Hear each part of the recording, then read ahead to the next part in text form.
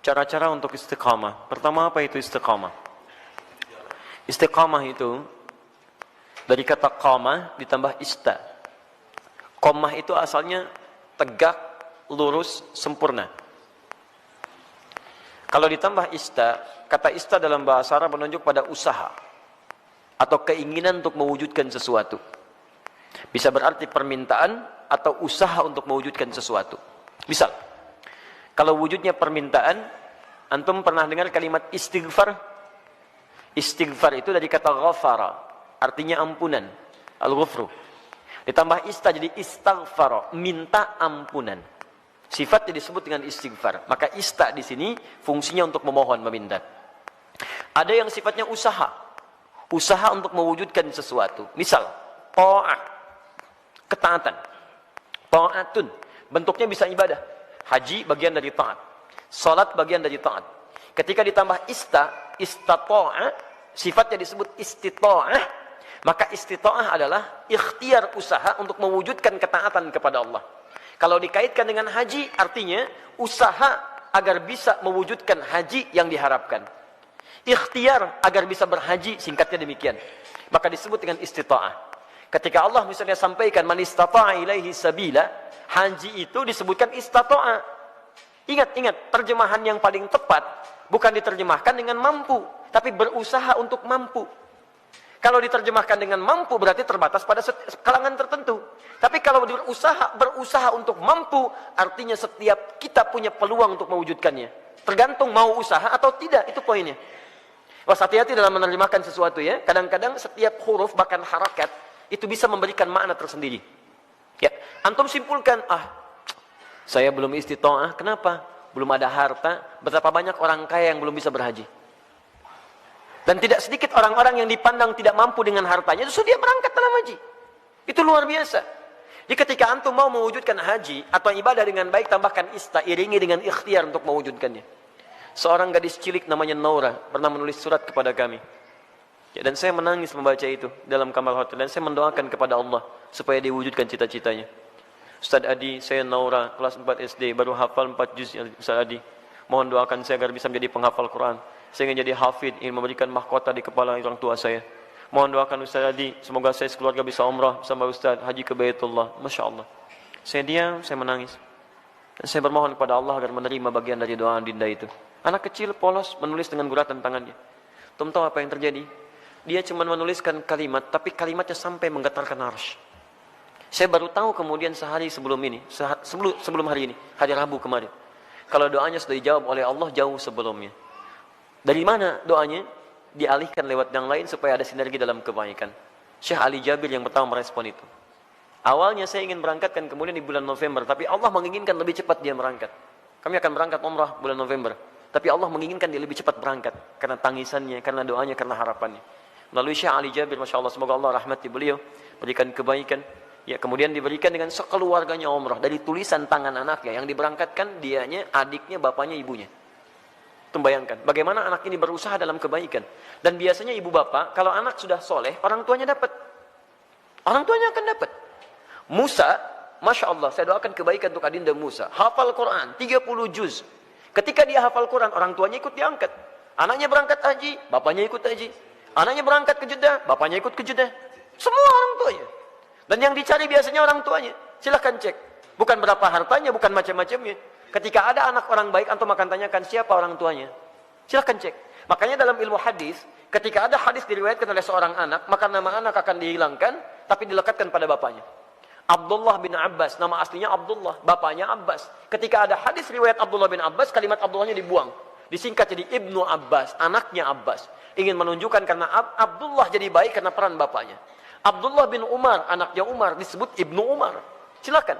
Abdullah bin Amr bin As, dihilangkan Abdullahnya disingkat Ibnu Amr bin As. Kenapa? Ingin menunjukkan bahwa ada peran orang tua di dalamnya. Jadi kalau antum ingin anaknya soleh, orang tuanya soleh duluan. Soleh duluan. Dalam bentuk sikap ya, bukan bentuk nama. Ustaz, nama saya soleh, istri saya solihah. Kenapa anak saya belum begitu? Antum belum diwujudkan dalam bentuk ikhtiar. Itu masalahnya. Jelas ya? Di teman-teman, ayo masukkan nilainya ke situ, hadirkan ke situ, ikhtiar kita. Dan insya Allah ada kebaikan di dalamnya. Yang paling menarik sekarang istiqamah. Istiqamah dari kata qamah. Qamah itu tegak, lurus, sempurna. Kalau semua ibadah diawali dengan kata qamah, itu artinya ibadah itu ditunaikan dengan sempurna. Turunannya aqama yuqimu iqamah. Iqamatun selalu disingkat dengan qamah, yang nyingkat orang Indonesia. Semua kalimat salat dibuka dengan kata iqamah yang menunjuk pada ibadah. Alladzina yuqimunas shalah wa aqimus shalah, aqimis shalah. Rata-rata dibuka dengan demikian. Lihat baik-baik. Kalau antum ingin menunaikan ibadah dengan sempurna, kan tidak langsung sempurna seketika. Apakah ketika Anda tahajud, misalnya malam ini bangun jam 3, tahajud jam 3 lewat 20, karena 20 menit siap-siap. Apakah mohon maaf, malam selanjutnya akan bangun di jam yang sama? Belum tentu. Walaupun alarm dipasang dengan situasi yang sama, 2.15, 2.30, 2.45. Alarm pertama mematikan alarm kedua, alarm kedua matikan alarm ketiga, alarm ketiga masih nundutan, ya kan? Menunggu jam 3 tiba. Nih, hari pertama bisa pas jam 3, tapi hari kedua belum tentu. Ya, hari kedua sama bangun, tapi informasi lebih dahsyat sampai kepada kita. Begitu mau ngambil air wudhu, BBM bunyi, ping, setan masuk kemudian ke hati kita. Baca dulu daripada penasaran. Begitu dibaca, Masya Allah, MU melawan Manchester City. Waduh, pertemuan dua pelatih klasik antara Pep Guardiola dengan Jose Mourinho. Sekarang poinnya cuma beda 2, karena kemarin MU dia seri ya skornya, kemudian Manchester City menang, skornya cukup telak, 7-2 dia menang kemarin itu. Masya Allah. Sekarang akan pertemuan menentukan, kalau MU menang maka juara dia, poinnya 1 bedanya. Kalau Manchester City menang, poinnya beda 5. Wah, luar biasa. Terus orang ini suka bola lagi, itu yang masalah.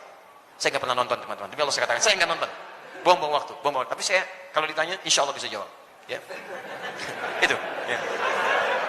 Saya tahu Ancelotti dipecat, saya tahu ya. Ancelotti dipecat di Bayern Munchen ya, karena kemarin dia kalah juga ya, 3-0 kalah di Liga Champions ya. Kemudian langsung seketika dipecat, nanti isunya akan digantikan oleh Jurgen Klopp. Jurgen Klopp sedang melatih Liverpool sekarang ya. Isunya musim ini dia akan selesai dan pindah lagi ke Bayern Munchen. Dia sebelumnya di Borussia Dortmund. Borussia Dortmund itu lawannya ya, rivalnya adalah Bayern Munchen. Saya hafal itu. Udah. Sudah sini. Tapi sekali lagi saya nggak nonton. Ini 3.20.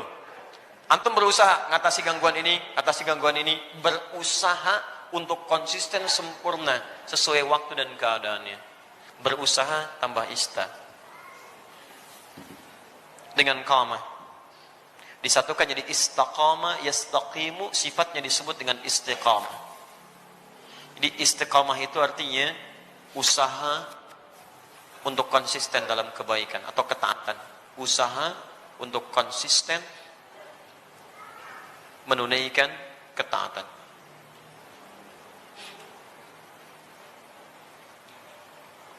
Istiqamah tahajud, istiqamah puasa, istiqamah baca Al-Quran, istiqamah berdoa dalam kebaikan. Sekarang pertanyaannya, bagaimana cara saya bisa istiqamah? Itu pertanyaan terbesarnya. 1, istiqamah dimulai dengan ilmu, pengetahuan dulu. Kalau antum kerjakan sesuatu tanpa pengetahuan, maka tidak akan ada motivasi bagi kita untuk menguatkan hal yang ingin kita kerjakan. Bahkan Nabi SAW pun ketika akan diangkat menjadi Rasul, kemudian diberikan tugas beliau untuk berdakwah, itu jedanya 5 tahun sampai berdakwah, dan dari jeda itu diberikan dulu bekal pengetahuan. Apa ayat yang turun kepada beliau? Pertama kali wahyu pertama turun, Iqra, diminta belajar dulu. Belajar, baru kemudian setelah turun pengetahuan yang cukup, baru 5 tahun setelah itu, 615 Masehi, diberikanlah tugas kemudian dengan turunnya Quran surah ke-74 Al-Mudaththir untuk berdakwah secara terang-terangan. Nah sekarang antum ingin istiqomah di bidang apa? Misal antum pilih dulu, saya ingin istiqomah satu-satu lah, gak usah semuanya. Misal saya mau istiqomah dalam sholat dulu, maka sebelum antum tunaikan ibadahnya, antum keluarkan dulu hadis-hadis, ayat-ayat dari Al-Quran, hadis dari Nabi, petunjuk sholat yang benar. Kalau antum tidak keluarkan ini, nanti antum akan istiqomah pada yang salah. Karena boleh jadi antum sholat dengan cara yang keliru. Salah takbirnya, kemudian salah rukunya, salah sujudnya, maka turunkan kemudian pengetahuannya untuk memudahkan kita dalam menunaikannya. 1. Yang kedua, keluarkan kemudian motivasi-motivasi positifnya. Ya, keutamaannya.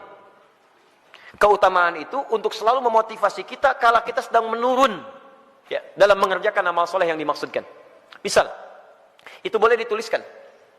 Saya ingin tunaikan tahajud, ingin istiqamah. Antum keluarkan keutamaan tahajud, tuliskan.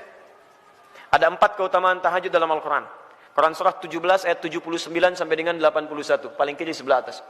1, mengangkat karir di tempat terbaik. Asa ayyab'atsaka rabbuka maqama mahmuda. 2, mendapat bimbingan Allah saat menjalani aktivitas. Wa rabbi adkhilni mudkhala sidqin. 3, mendapat bimbingan Allah keluar dari kesulitan. Wa akhrijni mukhrajas sidqin. 4, mendapat perlindungan dari Allah ketika diganggu oleh orang lain, langsung tanpa perantara. Wa ja'alni min ladunka sultanan nasira.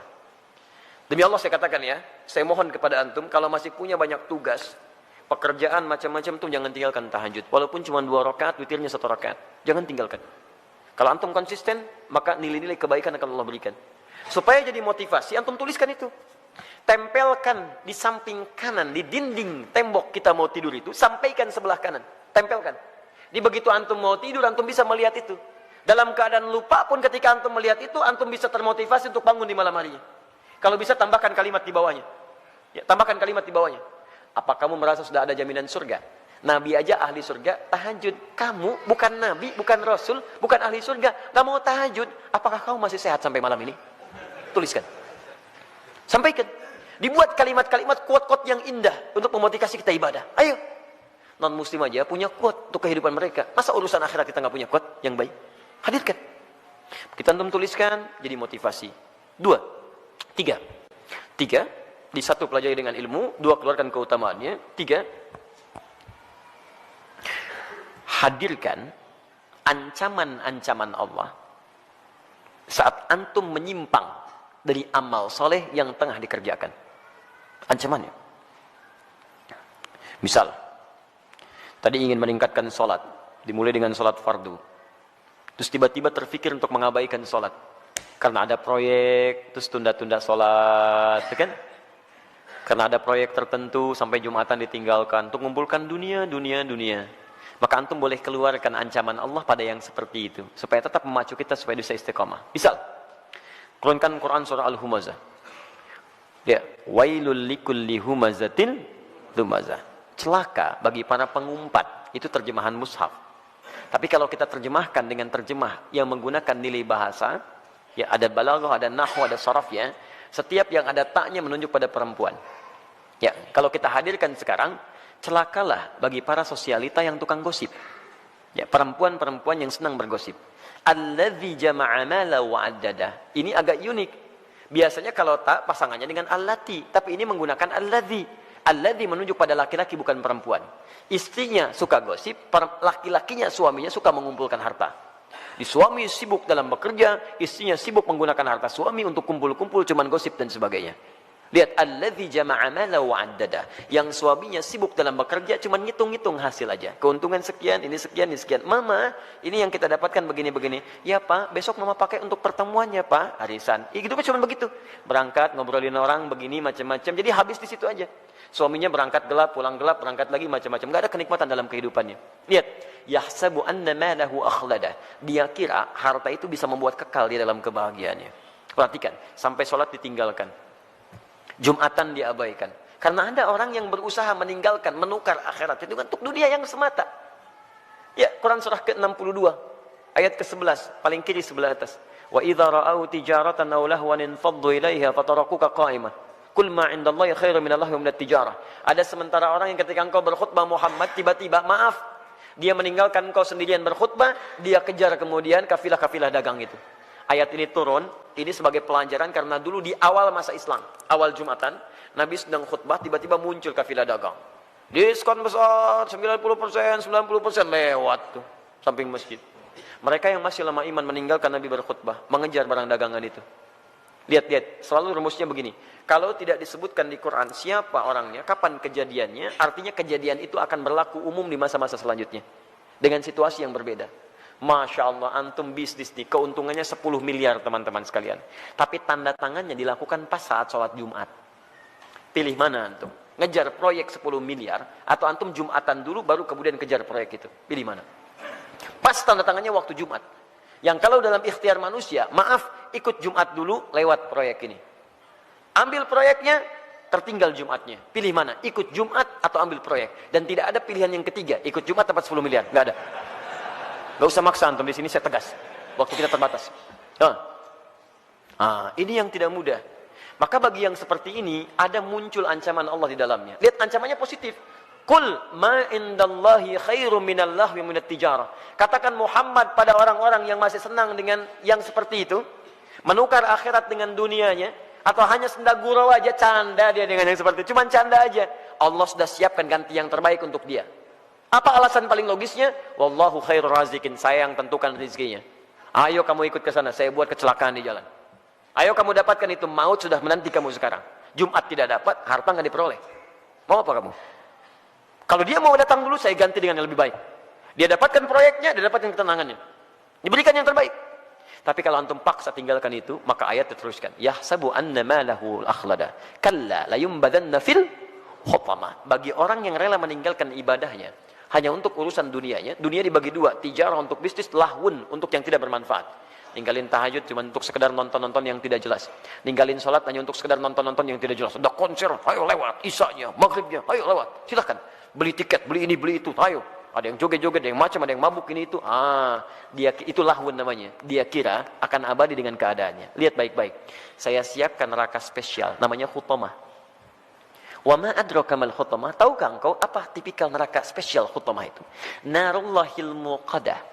Neraka itu spesial karena akan dibuat membakar dari ujung sampai dengan kedalamannya. Lihat. Allati tattali'u 'alal afidah, sampai dengan ke otak yang paling dalam. Innaha 'alaihim mu'sadah. Kalau dia enggak berubah, dia neraka itu mengintai menunggu. Kamu cepat pulang ya, saya tunggu. Cepat pulang, saya tunggu. Fi amadim mumaddadah, dan dia tidak dibiarkan tapi terikat secara singkat. Orang yang hidupnya mau meninggalkan ibadah hanya untuk urusan dunia, maka di nerakanya nanti, di neraka gambaran singkatnya, itu akan diikat begini. Bukan dilepas. Karena nanti ada orang di neraka yang biasa itu dilepaskan. Begitu haus dia ngambil air, airnya dari timah, ambil. Mau makan, makannya dari duri. La yusminu wa la yughni min ju'. Ayo ambil dan sebagainya. Tapi yang ini enggak punya kesempatan, diikat begini. Cara membakarnya, kalau yang lain apinya langsung, kalau ini tidak. Dari ujung kaki seperti dilas. Sampai dalamnya matang. Dan ini tidak akan pernah naik kalau belum matang. Awas, matang dulu. Begitu sudah matang naik, yang ini sembuh, ini matang dulu. Sampai ke ujung akal yang paling dalam, al-afidah. Afidah itu jamak dari fuad. Yang menentukan, yang merancang kegiatan kita. Seakan-akan Allah katakan begini, ini isi otak kamu ini apa sih? Yang lain masih mikir sholat, baca Al-Quran, macam-macam. Otak kamu ini lagi. Maksiat lagi. Sampai meninggalkan ibadah, saya bakar sampai ke otak yang paling dalamnya. Supaya nampak isi otak kamu ini apa. Terus, dan diikat. Kalau mau coba silakan. Tapi disampaikan supaya kita tidak masuk ke dalamnya. Makanya antum keluarkan, tuliskan ancamannya. Begitu sudah seperti itu, maka berusaha untuk mewujudkannya. Bismillah, antum berdoa kepada Allah. Yang terakhir berdoa. Minta supaya dikuatkan oleh Allah Subhanahu wa taala. Ya, minta supaya dikuatkan oleh Allah Subhanahu wa taala. Makanya nanti ada doa-doa. Ya, ada doa-doa untuk bisa dikuatkan dalam keimanan. Allahumma tsabbit qulubana ala dinik. Ya Allah, kuatkan hati kami ya Allah dalam tuntunan agamamu. Rabbana la tuzigh qulubana ba'da idh hadaitana. Ya, wa hab lana min ladunka rahmah innaka antal wahhab. Ya Allah, jangan geser keadaan hati saya setelah saya kuat berada di jalan-Mu ya Allah. Anugerahkan saya keturunan terbaik untuk menjaga iman kami ya Rabb. Jadi, belajar ilmunya, belajar ketentuannya, hadirkan motivasinya, jauhi kemudian ancamannya, setelah itu berdoa kepada Allah untuk dijaga. Dengan itu, fammastaqamu, disebutlah orang ini istiqamah. Tatanazzalu alaihimul malaikah, maka diturunkan oleh malaikat untuk menjaga sifat istiqamahnya. Nanti ada bisikan dari malaikat. Ada bisikan, masuk lewat sifat takwa. Di orang istiqamah itu, kalau ikhtiar tadi 4 ditempuh dengan baik, maka malaikat turun untuk menjaga dia. Tatanazzalu alaihimul malaikah, dijaga oleh malaikat. Apa penjagaannya? Bisa penjagaan terus kepada ibadah dan dijaga dari maksiat. Yang kedua, dijaga supaya tidak bersedih dalam kehidupannya. Allah khaufun alaihim walahum yahzanun. Dijaga supaya tidak sedih, artinya dia tenang. Dan dijaga supaya tidak gelisah, artinya dia senang dalam kehidupannya. Maka kalau malaikat sudah turun, Masya Allah, antum bisa rasakan sendiri. Dulu ketinggalan sholat fardu terlambat, biasa-biasa. Sekarang ketinggalan tahajud, menyesal antum. Ya Allah, ya Allah. Hebatnya, begitu ada pikiran maksiat, langsung diluruskan oleh Allah. Itu nggak baik buat saya, tinggalkan. Itu nggak bagus, tinggalkan.